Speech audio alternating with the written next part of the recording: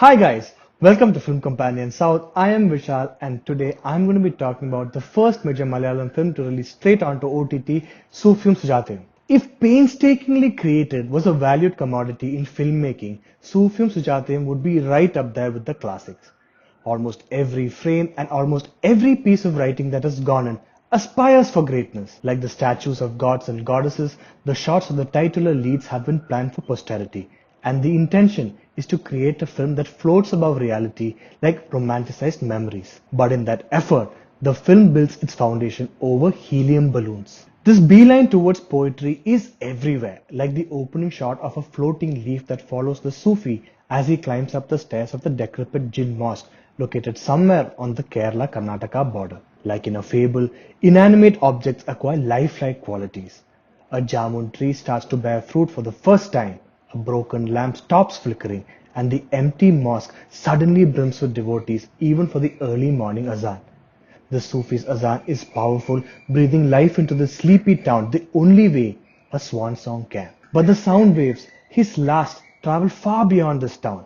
They travel till Dubai to awaken Sujata, sleeping next to her daughter and her husband. As it's often repeated in the film, the Sufi's connection with Sujata is the union of two souls, the sort that seldom requires words.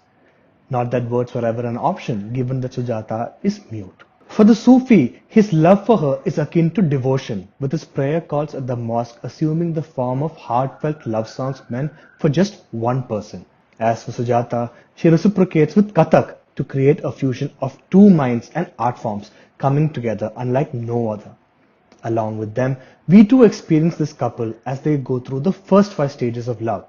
But what about the last two? Madness and death. It's a love story that is told almost entirely without dialogues backed by the power of M. Jayachandran's songs and Anu Muthaidat's visuals. Yet there's always a distance between the audience and the love story before us. In the film's exasperating efforts at world building, the prosaic always takes precedence over poetry. The set design of the two homes, one of Sufi's Ustad and the other of Sujata's Tarvada, are used to hammer home the rather obvious point about their different fates. Characters like Sujata's father and Sufi's master become exaggerated caricatures merely carrying the placards of their respective religions. What's baffling is how shallow the character of the Sufi comes across as. We hear of his mystical powers and his closeness to God, yet we never sense a conflict when he's forced to choose between Allah and Sujata. The dialogues between Sufi and his Ustad Abub are among the film's weakest, further distancing us from the story.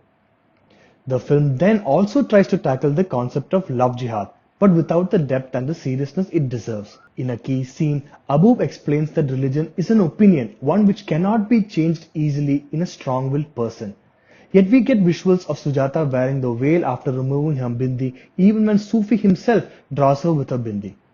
For a film that's trying to dispel wrong ideas about the topic, such visuals really mislead the audience about what the film is actually trying to say. It's only when we get back to the last 2 stages of their love that the film begins to come together. Rajiv, Sujata's husband played by Jayasurya, is what you would call the opposite of the Sufi. A PhD in mathematics, he works in an insurance company in Dubai. From a mystical love story filled with music to a life filled with mundane facts and figures, Sujata's madness is understandable.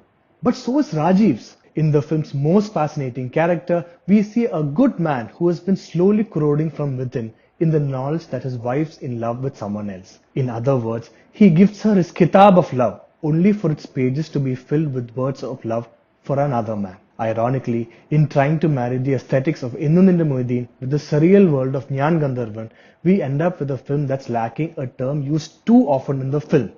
Ruh, meaning soul. Sufiyum Sujatayum aspires for poetry, but ends up a lullaby. That's it for my review of this week's film. If you like this video, please hit like and subscribe to Film Companion South.